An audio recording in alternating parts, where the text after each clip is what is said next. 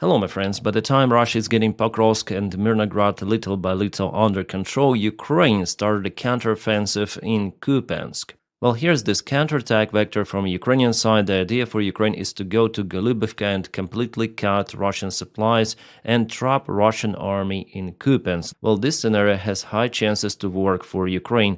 There are no defense lines for Russians, and what they might do is just to use lots of the drones to cause Ukrainian army losses. Yeah, that's the downside of this counterattack, that Ukraine will have losses in this case. More losses as usual, as in every kind of the counterattack, and Ukrainian military command now has to decide whether to lose Kupiansk or try to cut the Russians out in this settlement. Well, indeed, it could be a disaster for Russians and for Putin and Russian propaganda. Also, they would be just shocked in this case. I guess it's the main goal now for Ukrainian military command in Kupiansk direction. And if you go to the interactive map itself, you can see that Ukraine unfortunately already has some of the losses. That's the video from the Russian drone. You may see that Ukraine is using also the same protection as Russians, with those metal rods making a hedgehog type of the vehicles. Yeah, unfortunately, the first drone was enough to stop the vehicle, and the second one was also going to cause the damage for it. As you can see, there is another vehicle in the same way, and Russians also hit that one. However, it continued the movement. Well, there was the similar kind of the operation done by Ukrainian army. Also, two of the vehicles were used, and both of them were stopped, but it is the new attack at the same direction. Previously, Ukrainian BMPs were spotted close to this construction. Probably it's the agricultural facility, or maybe it's the substation. So Russia has lots of the drones constantly flying in this area, but if Ukraine somehow manages to get to Golubivka village, that might definitely disturb Russian logistics. Our guys need to go down in some of the basements out there. But also Russia is using aviation strikes, Ukraine by the way too. For example, this one was the aviation strike directly on Kupiansk. Russians went to that building close to the church, and it was later on kaputted by gliding bombs. The fight in Kupiansk is very intense, but for the last several days I don't see the Russian army movement to the southern area of the city. It means that the supply lines for Russian army are not that reliable. They cannot propel that fast as, for example, in Zaporizhia or even in Pokrovsk direction. There are some of the small infiltration attempts of the city, but just very limited. So Ukraine now uses this time to expand this bottleneck, unfortunately with the losses, but there is the chance definitely to cut this entire Russian group. Okay, about Kupiansk, Zelensky gave the short press conference today where he answered that question. He assured that the armed forces of Ukraine are capable to clear up the city from the Russian presence, and he reported about it. Also, he mentioned Pokrovsk direction. We're gonna speak about it a little later in this video. Liman direction, he said no changes, and Dobropilya, the Ukrainian counterattack, is ongoing there. Quite successfully, I would say. Even Russians reported about it. Well, in general, about Kupiansk, Ukraine would not have to perform those kind of the risky operations if Ukraine had concentrated enough reinforcements at the proper time few months ago. Then Russians were capable to go to Dvorichna. They landed the small group of their forces, but they were capable to create the bridgehead. And now they're attacking from the northern side directly to the city. It is a mistake done by Ukrainian defense command or Ukrainian command in general. And now our guys have to perform this heroic action. Yeah, maybe Ukraine is in lack of the resources. That's why those mistakes are happening. Ukraine cannot concentrate forces elsewhere. But Kupiansk, I think it's important direction after all. So Ukraine should have thought about this possible bridgehead well before. Now from Kupiansk, let's go to the southern front lines where Russia tried to assault from Zaporizhia, that's the small village, Yalta, Zaporizhia, the names of the big cities of Ukraine, but those settlements, they have the same names. Well, here Russians tried to attack with some of their tanks and armored vehicles, and let me show you what happened to them. Yep, it happened like that. 1, 2, 3, 4, 5, all of them stuck in this river, which has those kind of the swampy areas. As you might see, Russians were too much sure about their off-road capabilities. And here we have the drone video itself. Well, maybe this MRAP is staying there for a very, very long time, but clearly there are 2 of the tanks and 2 of the BMPs. everything was later on finished by drones. Because taking all of those vehicles from the swamp, you cannot do it at the front lines for sure. You cannot operate with engineering equipment, so it's better to finish everything off. I wonder about the Russian crew, especially in those armored vehicles, because they carry infantry. Were they capable to lift those or not, because the vehicles were half flooded? And even artillery had some of the practice there. Well, maybe Russians want to put as many vehicles as possible to clear this pond and roll over to the other shore. I don't see the reason why they did it. All 4 vehicles, strange. If one is tagged, it's better not to go all together. Yeah, this is the same direction. Russians, they don't care. They go forward no matter what. Alright, now let's go to the most intense direction from entire front lines, Pokrovsk and Mirnograd. Well, Russia mostly has the success in the area, but for the last day they haven't propelled forward that much. If we check out the deep state military map, yeah, they went across this road here, but the expansion is not that much as it was before. Guys, in my last video I said that the Ukrainian army should leave this area even without command. Maybe I was, for sure I was too much emotional. I just worry about our guys, and there were the cases in Avdiivka. Then Ukrainian soldiers were trapped and unalived by Russians. I guess I mentioned it already in my previous videos for you, just for recall. Those guys were just abandoned, they were wounded in many of the cases, and there was no any chance for them to survive actually. Maybe the only chance was to be imprisoned by Russian soldiers, but Russian soldiers decided to flatline everyone. We know how cruel the Russian army could be even towards their own soldiers, not even telling about Ukrainians. Also in Pokrovsk, they target civilians in Kherson Oblast and not just over there. Elsewhere, Russia operates with the drones. Today I saw the video filmed on the Russian drone, how they use FPV on people who try to, there was one male with a dog and another elderly person. Well, Russians kaputted them. Well, Russians told that Ukraine did it, but it was filmed on the Russian drone from the kind of the close perspective and was shared on the Russian channels with kind of the cheerful music, saying that those were Ukrainian drone operators. Do you know the cases then Russians start to put mice on their drones and film everything of that, like the mice is flying in front of the camera. It is not a single case. They do it every autumn. Then there are lots of the mice in the field. They like revenge on mice or what? So Russian army is definitely barbarian. It is sick, but they want to present Ukrainian army in that view. But if you want really to know what is happening on the ground, I already shared this video on my channel.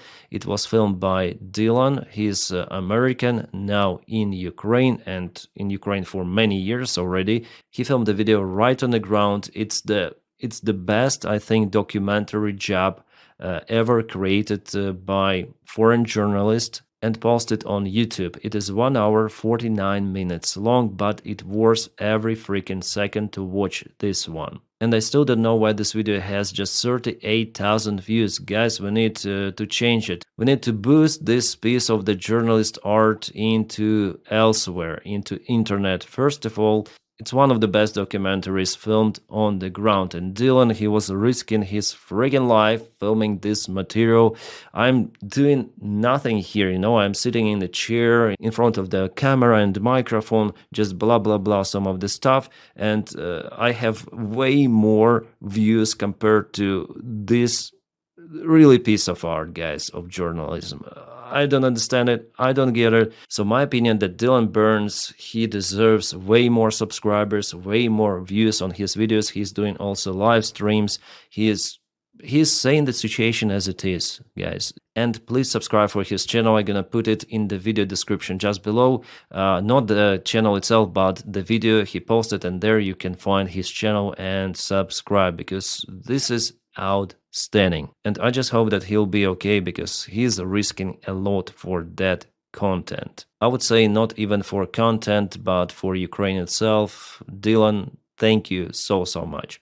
Alright guys, I deviated from the topic quite a lot, so let's go back to Pokros. So I was just in desperate yesterday telling that Ukrainians should evacuate on their own because the main volunteers, they start to say about it, that our guys should leave, it doesn't matter on Syrsky and so on. But of course, if someone leaves from one side, they could open the flank for Russians to enter and they might circle other Ukrainian groups. So yeah, it was my mistake, I didn't think about it yesterday, I was too emotional calling for evacuation. It should be organized properly. I just hope that Ukrainian military command, especially in this sector, is competent enough to organize it. Otherwise, if our guys get trapped, if Russians film the videos with our soldiers being just cancelled, it's the huge demotivation factor for Ukrainian morale in the army and in civilian life. Well, the Michael 73 analytic, he did this update, so Russians propelled further into the southern area of Mirnograd, and also the gray area expanded in Pokrovsk sector. Almost entire fight is happening in Pokrovsk, and Zelensky mentioned that Russia is using roughly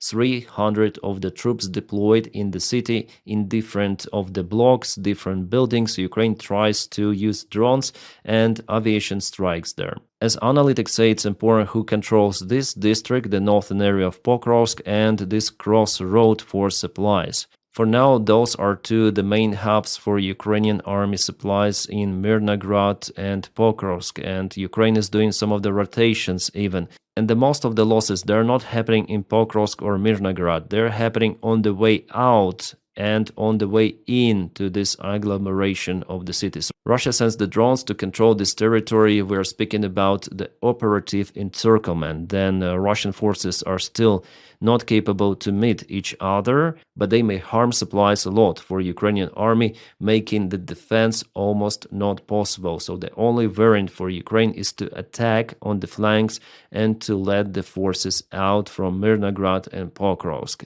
Judging on the current situation, it's gonna be a best case scenario for Ukraine. And unfortunately, guys, I have to show you even those kind of the pictures. Those are the roads from and to Pokrovsk. They have been hit multiple of the times. Lots of the Ukrainian vehicles.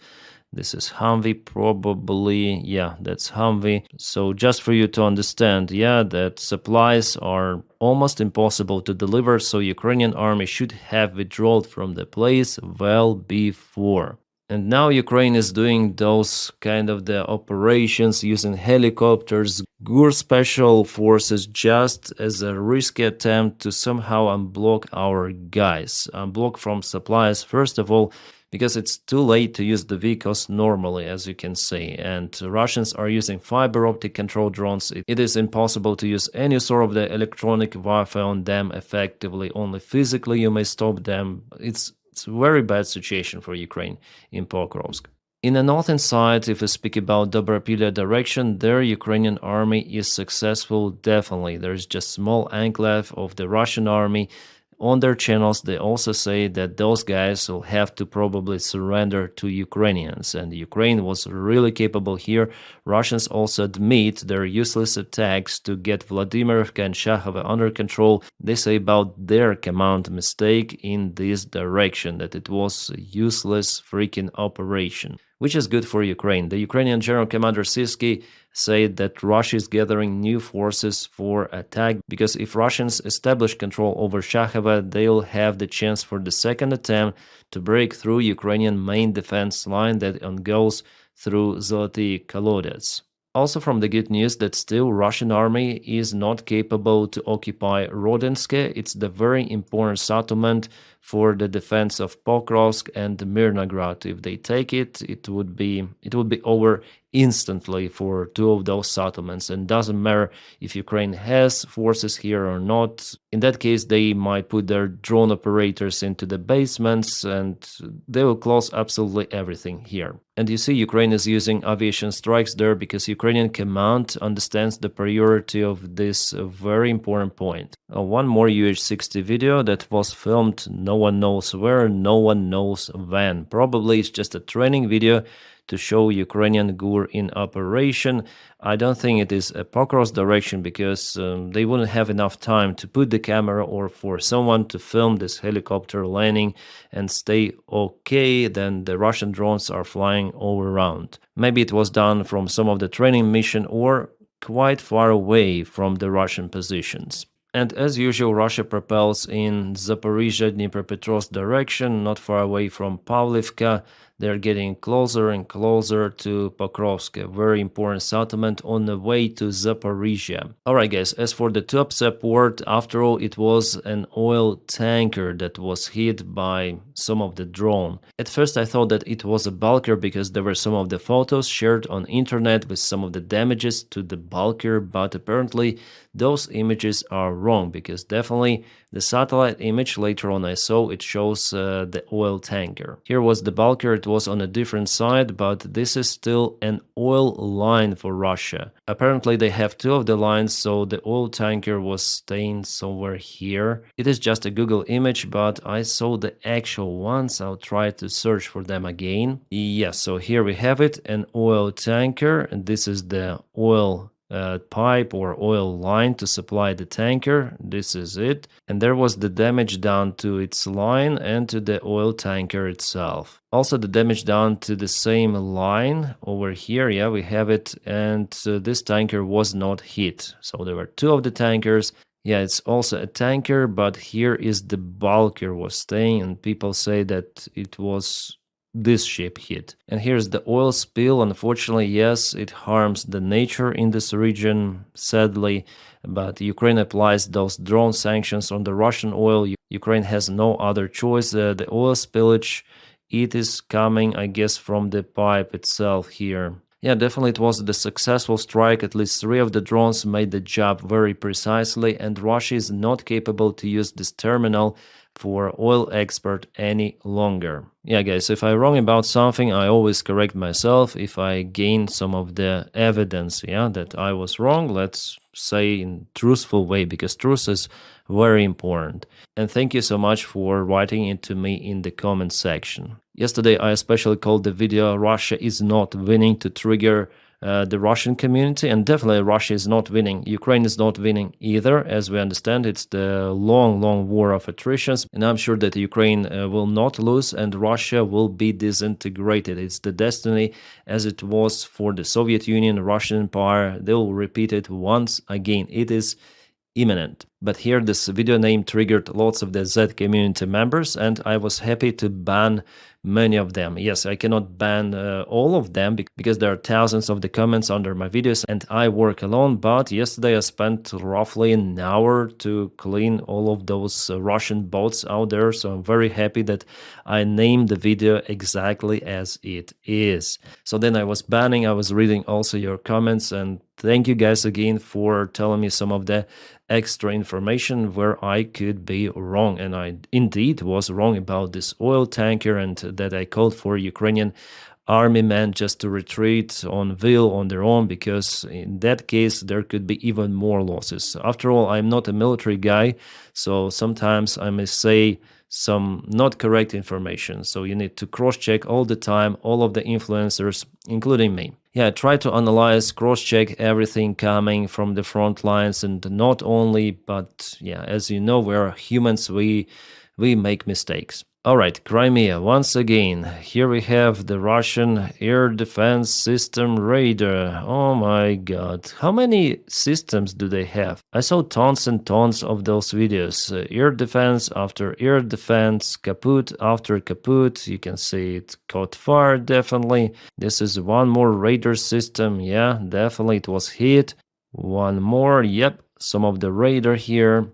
It's okay. Russia is just losing its surveillance in Crimea. Before it was a saying that Russia controls the unsinkable air carrier in the Black Sea, which is Crimea. It has multiple of the airfields, but Ukraine, just with the help of the drone boats and flying drones, was capable to trap Russian Navy fleet and also kaput lots of the Russian military infrastructure, including Russian military airfields. So maybe the air carrier is unsinkable, but it cannot move, it cannot hide, and there will be some of the losses on that carrier. And there was one more successful operation done by Ukrainian GUR, so Ukrainian military intelligence. They sent the drone boats to kaput the Russian-controlled gas towers in the Black Sea. The towers are like that. The Russians tried to hit the drone boats, but Russians were after all unsuccessful. Yeah, it looks like a video game, but it's the reality. So Russians were also hit by Ukrainian FPV drones. The drones flown from the boat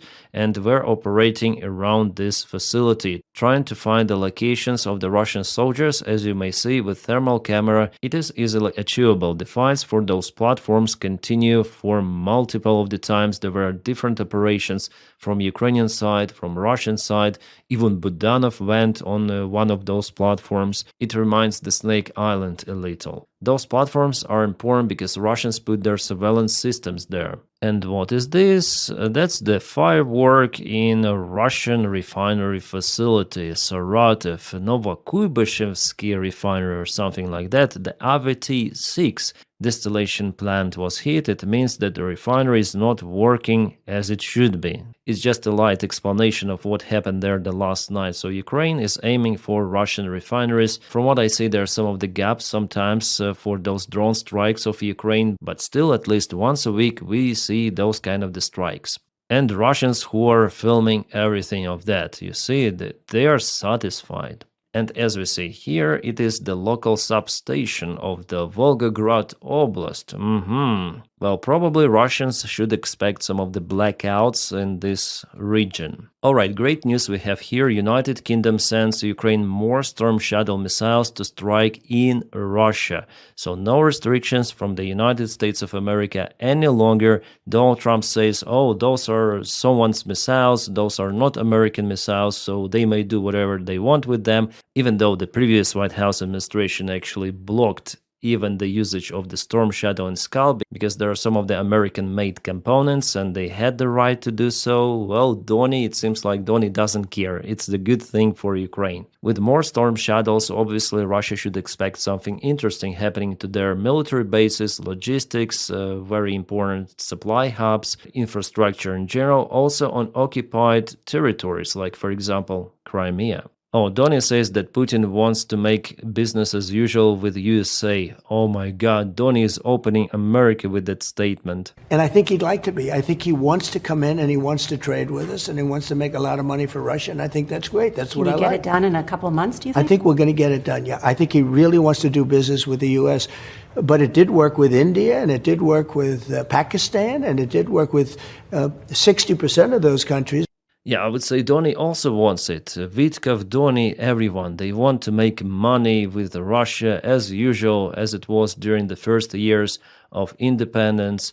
Especially right now, then the United States is dependent on China, rare earth minerals. So for them, it would be awesome to have this nice relations with Russia that has lots of those minerals, resources, everything. But Donny doesn't understand that with Putin, it is not possible. Putin is an autocrat, he's a dictator, and the system itself in Russia is impossible to match with democracy. This union is just maybe in Trump's dreams, that's it.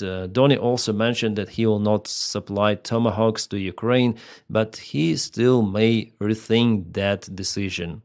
And physically, it is even hard for deploying those tomahawks in Ukraine because Ukraine needs also numerous of the ground launchers. And how many of those on the market in United States storages? 1, 2, 3, 4? No one says the real number, but not many absolutely. And without this political boost, decisions taken at the highest level possible, of course, United States will not restart the production of those ground launchers. That's the main issue for the Tomahawks. So as for me, it was a variant to apply pressure on Russia, but Americans, they have different missiles, also could be launched from the airplanes. So maybe it's better to change the direction of discussion on cruise missiles of the different type. And still, Donny is sure that he may finish the war in Ukraine in a few months, he said, but it's unreal. With Putin, it's absolutely unreal. Meanwhile, big American and European companies start to earn more money on selling more oil. First of all, because of the sanctions applied on Russian oil. So consumers are looking for the new markets and they purchase, in this case, not the Russian oil, and the fuel prices, they're not growing fast or something, which means that this entire fear of the previous White House administration that the sanctions can lead to the oil prices to skyrocket, or Ukrainian strikes on Russian refineries also may harm the world economy and the United States personally, and Joe Biden will lose the elections. He lost the elections. He didn't even take the part in those elections because he was kind of the elderly guy, so people wouldn't have elected him, I guess, after all. But the real thing we see, Ukraine strikes Russian oil. Russian oil is also under sanctions, and still prices are not skyrocketing somewhere. Just sell more oil yourself. Those Exxon and Chevron are American companies, and they started to earn more profits from refining and trading roles in the third quarter as Russian capacity was contained. Also today, China published the news that they refused to purchase lots of the Russian oil as they done before. Yeah, I understand that they tried to circumnavigate those sanctions, and maybe in 1 month or 2, they're gonna sign the new contracts with some of the different companies, oil companies of Russia, not the Rosneft or Lukoil, something different. But the market in general has already changed, because if you sign the contracts with ExxonMobil, Shell, or so on, do you want to quit those right away? I think those are usually the long-term contracts, which could last for many months or maybe even for many years. So Russia already lost lots of the markets now, which brings more instability within Russia. And guys, thank you so much for supporting my job on Patreon and also on the membership of this YouTube channel. You may check out the link just below to join my Patreon, or click join under this video to follow me on membership. But if you don't have that opportunity to support me in that way, well, press your like to this video and also subscribe for the channel. It is very important to propel this video in YouTube algorithms. So thank you so much for that as well. I wish you all a peaceful sky wherever you are, and have a great time.